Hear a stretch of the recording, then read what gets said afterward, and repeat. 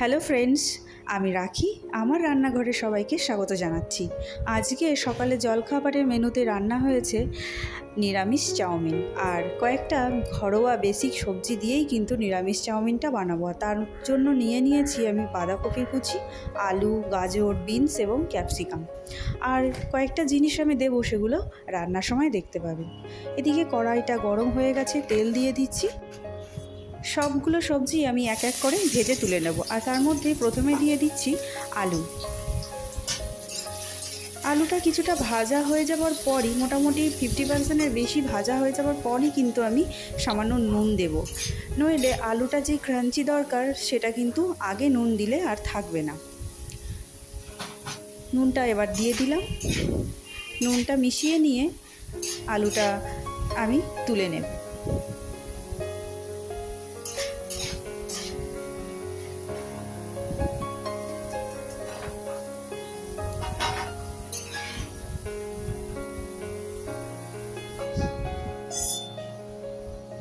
এরপর দিয়ে দেব ওই তেলেই গাজর কুচি। গাজর কুচিটা আমি আর নুন দেব না, এটা এমনি তেলে ভেজে তুলে নেব।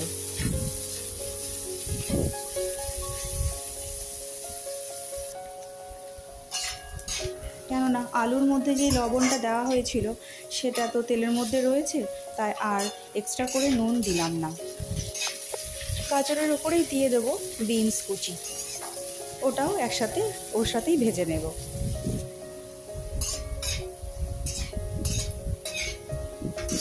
সবজিটা ভাজা হয়ে গেছে, এবার ওটাকে তেল থেকে ছেঁকে তুলে নেব। আর ওই তেলের মধ্যে এবার দেব বাঁধাকপি কুচি।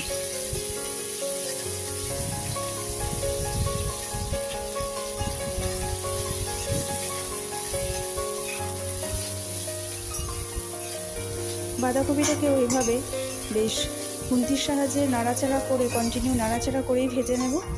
আর যেহেতু এর মধ্যে এখন নুনটা দেবো না, নইলে ওর থেকে জল ছেড়ে যাবে আর কিন্তু ভালো করে ভাজা হবে না। দেখুন বাঁধাকপিটা অনেকটাই ভাজা হয়ে গেছে। এবার ওর মধ্যে দিয়ে দিলাম ক্যাপসিকাম কুচি। এবার দুটোই একসাথে নাড়াচাড়া করে ভেজে নেব। আর এরপরেই একটু ভাজা ভাজা হয়ে গেলে এর মধ্যে দেব সামান্য নুন।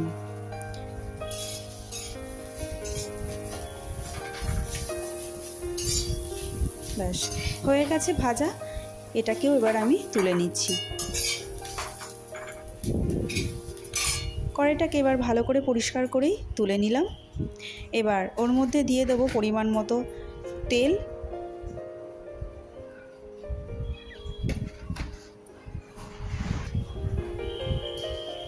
তেল গরম হয়ে গেছে, এবার কয়েকটা শুকনো কারি পাতা হাতের সাহায্যে ঘষে তেলের মধ্যে ফোড়ন দেব।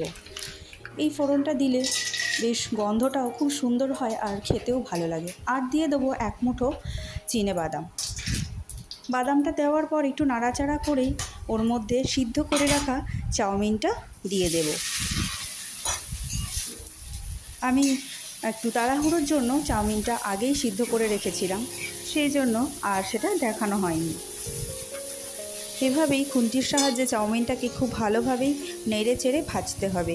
একটু ভাজা ভাজা হয়ে গেলে পরিমাণ মতো নুন দিয়ে দেব। আমি কিন্তু আগে একটু একটু করে নুন দিয়ে রেখেছিলাম সব কিছুতেই, তাই আমি আন্দাজ মতোই দিয়ে দিচ্ছি নুন।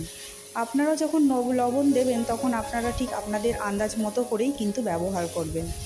নুনটা দেওয়ার পর খুব ভালোভাবেই মিশিয়ে নিচ্ছি।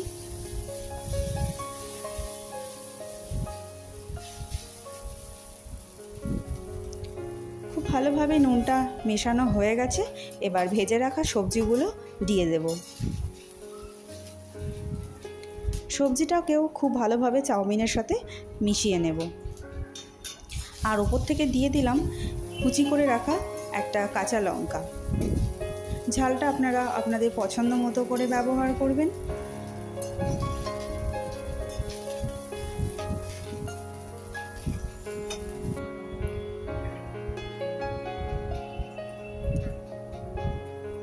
নুনটা যেহেতু একটু দরকার আছে এখানে দিতে লাগবে, তাই আমি আরও কিছুটা নুন এর মধ্যে দিয়ে দিলাম।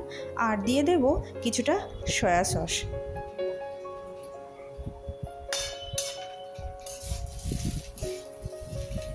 সয়া সস যেহেতু নোনতা, সেহেতু আপনারা নুনটা একটু বুঝে সুঝেই ব্যবহার করবেন।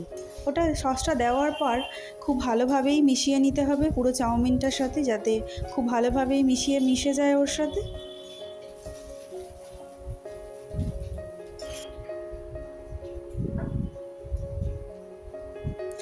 এবার দিয়ে দেব কিছুটা গোলমরিচ গুঁড়ো,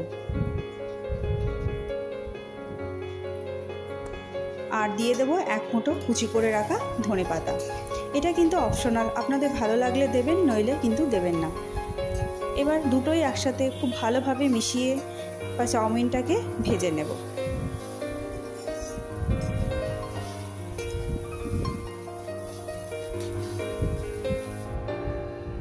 চাউমিনটা খুব সুন্দর ভাজা ভাজা হয়ে গেছে। এবার একটা সার্ভিং বোলে তুলে নেব।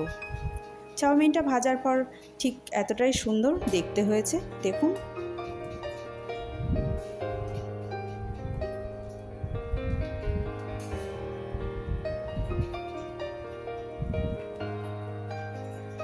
যেহেতু আজকে জলখাবারে নিরামিষ চাউমিন রান্না হয়েছে, তাই no onion no garlic tomato sauce ব্যবহার করছি। আর ওপর থেকে ছড়িয়ে দেবো কয়েকটা চিনেবাদাম। নিরামিষ চাউমিনের জন্য যদি কারি পাতা ফোড়নে ব্যবহার করা হয়, তাহলে কিন্তু ওর স্বাদ দুর্দান্ত হয়। তাই আপনারা ব্যবহার করতে পারেন ফোড়নে কারি পাতা, আর দেখবেন বানিয়ে কেমন লাগে। আজকে নিরামিষ চাউমিন আপনাদের কেমন লাগলো জানাবেন, আর চ্যানেলটিকে লাইক, শেয়ার, সাবস্ক্রাইব আর কমেন্ট করতে ভুলবেন না। আর কোনো নতুন বন্ধু ভিডিওটি দেখে থাকলে চ্যানেলটিকে সাবস্ক্রাইব করে নেবেন। ধন্যবাদ।